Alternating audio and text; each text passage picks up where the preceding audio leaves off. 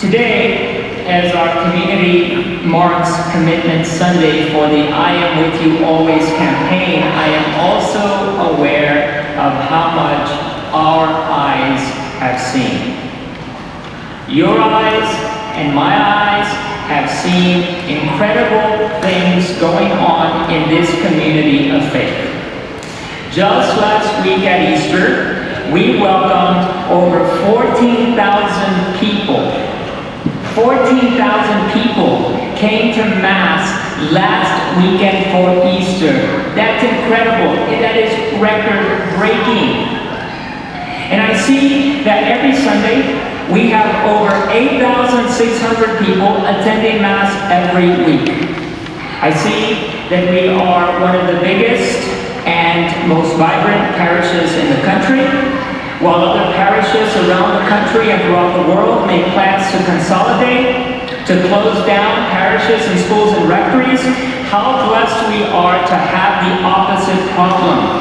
Not only have 400 families joined us since the start of 2025, but they say that they come here even passing other parishes because they love this community of faith, that they want to nurture the spiritual life in this community for them and for their kids.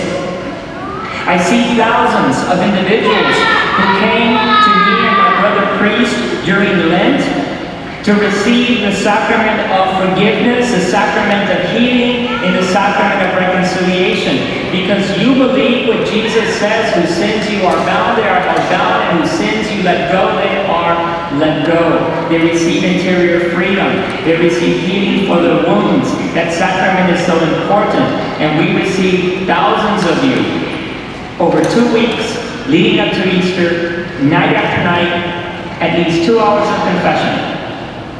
I had to inject Father Joe with adrenaline after the last session. He was so exhausted. That's amazing. That's great that we have such a vibrant community that seeks out the sacraments, because in those sacraments there is life.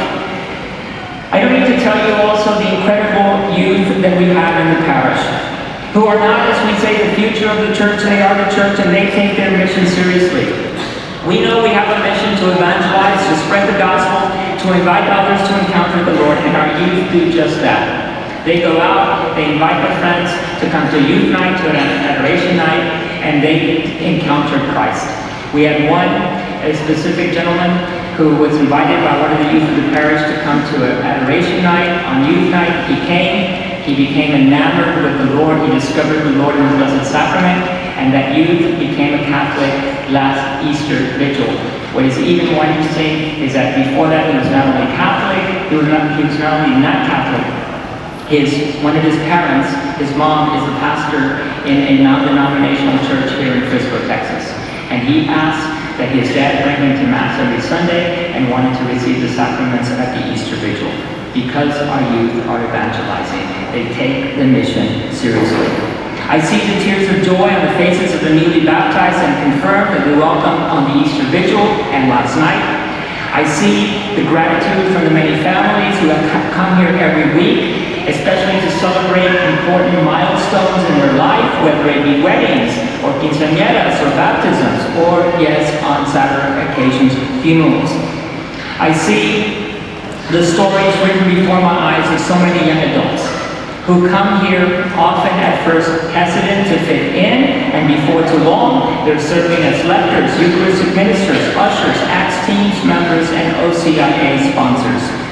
I am living a pastor's dream.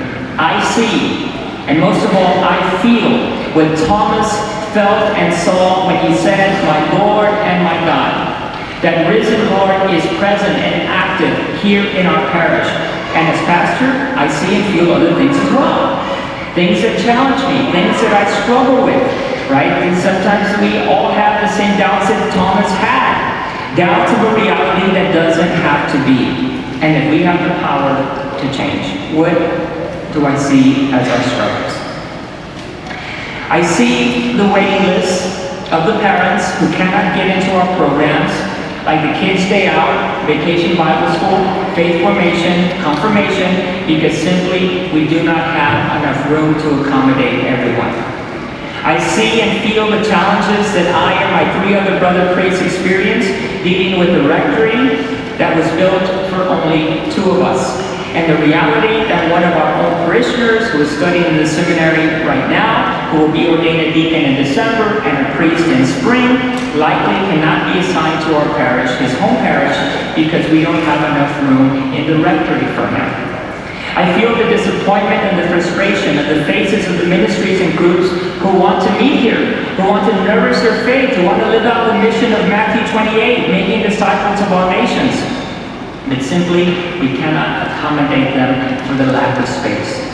That is why last fall we launched the I Am With You Always Capital campaign, because we hold the power of the future in our hands. In just 7 short months of the public face of this campaign, we have been blessed to receive pledges of nearly 800 families who have pledged just under $16 million. Incredible. We are so blessed. And that journey started over a year and a half ago with surveys that asked you, the parishioners of St. Francis, where you wanted us to go, what our priorities should be, what we should focus on, which leads us to this day, Commitment Sunday. Now, what is our goal for Commitment Sunday? Let me break it down. 1, for those of you who have already pledged, thank you. Thank you from the bottom of my heart. We are so grateful for your support. Thank you for seeing and feeling and believing the same things that we are seeing and feeling and believing here at St. Francis. However, I ask 2 additional things of you. 1, prayer. I believe this community needs these projects for today and the future. And let me tell you, no pastor enjoys standing up in the front of the congregation making this request. It is one of the hardest things I do. It is not why I went into the seminary. Nobody told me when I started the dotted line that I have to be asking for money. Don't like to do it. I'll be very honest and upfront with you. But I have a responsibility.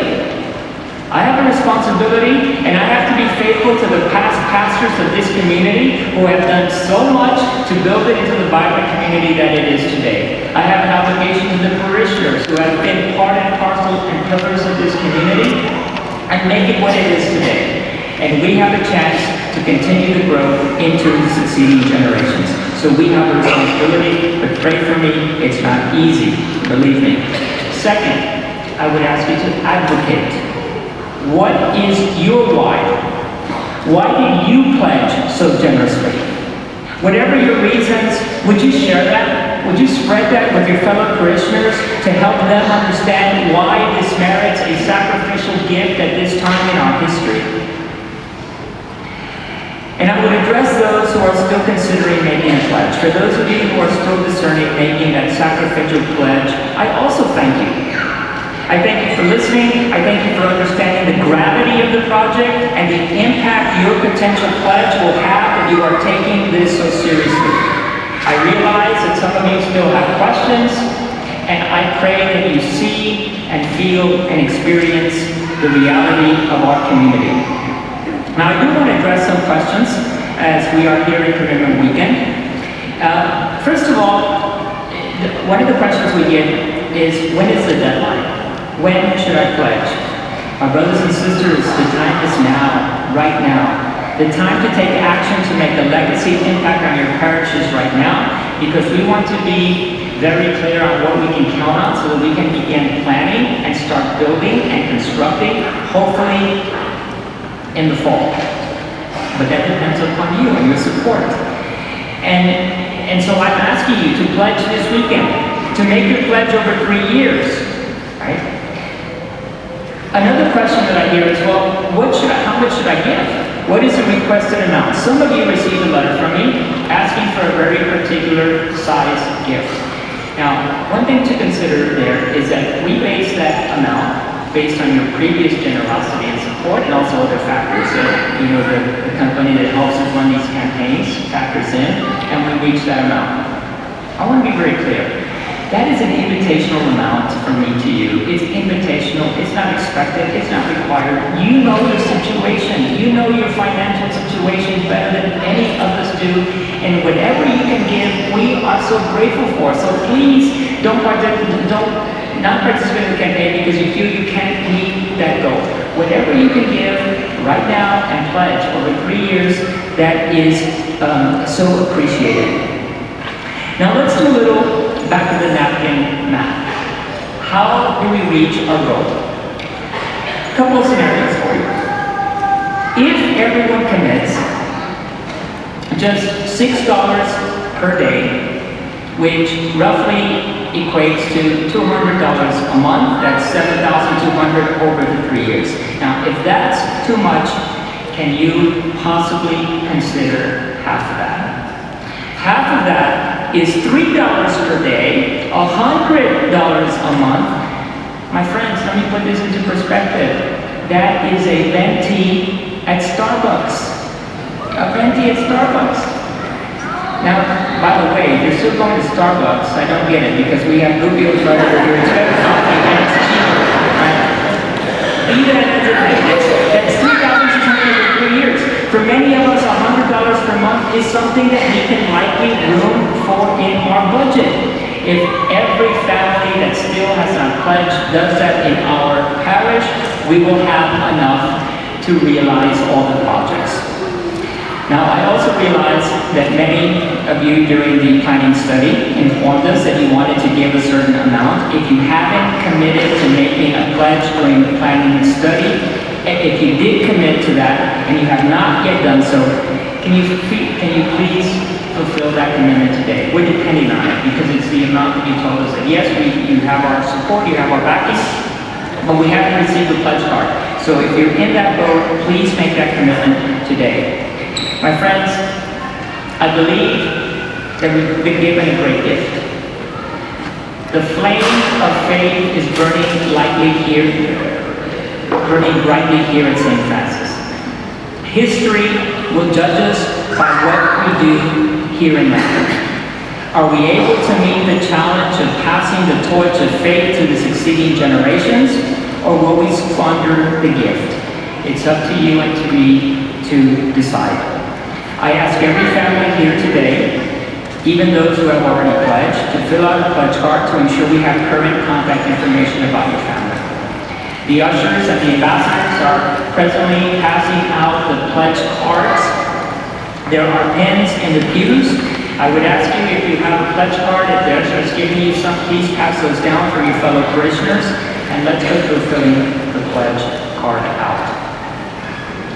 The top of the form invites you to give your family name, your address, and contact information. And then section 1 is the pledge amount. Please enter there the amount you want to pledge per month over 3 years. Section 2, payment details. Indicate when you wish to make the first payment and then how. Third, recognition. How do you want us to recognize you? Let's say we have a donor wall in the new buildings.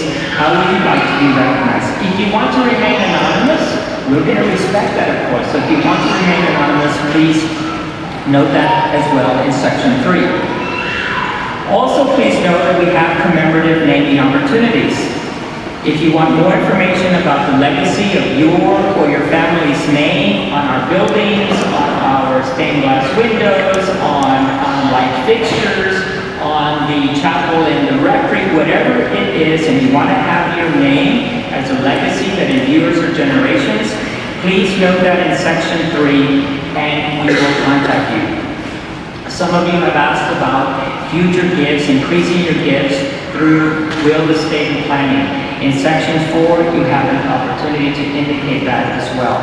And then finally, section 5, the signature, today's date, which is April the 27th.